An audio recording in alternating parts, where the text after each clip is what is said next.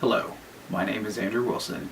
For my capstone research proposal for the University of Oklahoma for the degree of communication, I will be examining whether or not political advertisements who disclose the sexual orientation of their political candidate, whether or not that affects voting behavior. With this research proposal, my assumption/hypothesis is that political advertisements will not have an effect on voting behavior, where voting behavior will continue to follow through with political party affiliation, as well, and furthermore, that a candidate's sexual orientation will not have an effect on how a person votes.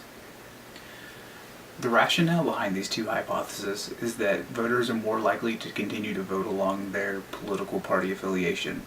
There's a whole plethora of different political issues that a candidate or that a voter may go through and deem more necessary than others to vote for their particular candidate. So for example, one candidate may find that going through and gun control is more important than sexual orientation, or perhaps national defense is a more important topic than sexual orientation.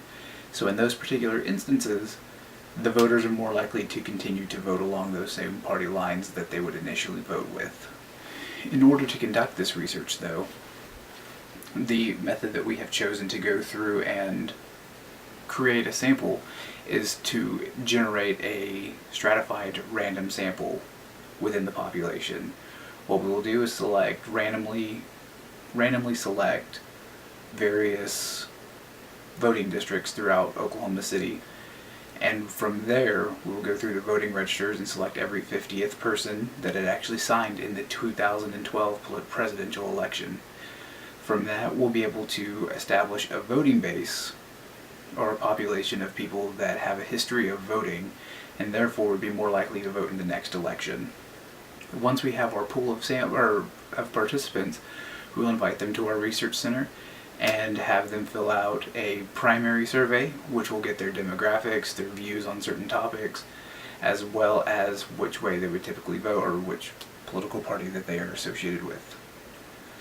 Then we will display a baseline video for the participants to view, where both candidates will go through and in their political advertisements will be subtly recognized as a heterosexual candidate or a heterosexual male with a wife and family. After that baseline video, we will administer a survey to go through and determine whether or not which candidate people will vote for and to see if that aligns with their political party. After that, we will administer a second set of videos where one candidate is portrayed as a homosexual with a male partner, and the other candidate is presented as a heterosexual candidate. After that, we will go through and we will survey the participants and see how